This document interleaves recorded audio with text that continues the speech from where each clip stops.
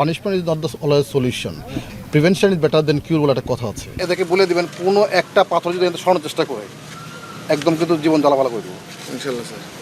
তো আমরা দেখি কী করা, যদি এখানে পানিশমেন্ট প্রয়োজন হয় তাহলে প্রচলিত যে আইন আছে সেই আইন মোতাবেক হবে, যে যতটুকু অপরাধ করবে সে অনুযায়ী হবে। সেটা জেলও হতে পারে, বড় ধরনের শাস্তি হতে পারে, জরিমানা হতে পারে, যারা বেশি অপরাধ করবে তারা সেরকম হবে। এটা সুতরাং এইটা দেখতে হবে যে অপরাধের মাত্রা কতটুকু।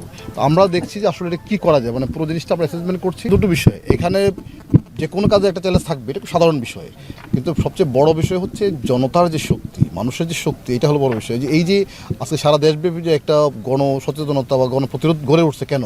কারণ মানুষজন সবাই এটাকে কিন্তু মারাত্মক করে নিয়েছে যে এই কাজটা অন্যায় করেছে এবং সরকার নিয়েছে।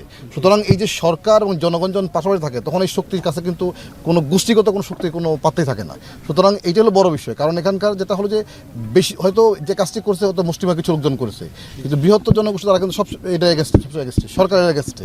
তো আমরা দেখি এটা কী করা যায়। আমরা আশা করছি ইনশাল্লাহ এটা সলিউশন হবে। এটা দেখি আর মানে উন্নয়ন তো আর একদিনের বিষয় না, এটা একটা পরিকল্পনার বিষয় আছে, স্থানীয় জনগণ অংশগ্রহণ বিষয় আছে, মানে সক্ষমতার বিষয় আছে। দেখি আমরা আসলে কী করা যায়।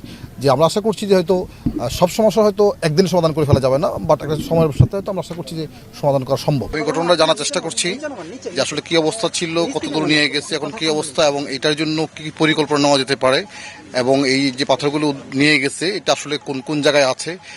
দুটো বিষয়ে আমি গুরুত্ব দিচ্ছি আমরা, সেটা হলো যে যে পাথরগুলো নিয়ে গেছে এই অঞ্চল থেকে যেন আর কোনো পাথর যাতে নিতে না পারেন, মানে এখান থেকে যারা নিয়ে গেছে বিভিন্ন জায়গায় লুকিয়ে টুকিয়ে রাখছে, সিলেট অঞ্চল থেকে যাতে আর কোনো পাথর যেতে না পারে বাইরে, সেই জন্য চেকপোস্ট কাজ করছে, সেটাকে আমরা একটু এনফোর্সিং করার চেষ্টা করবো।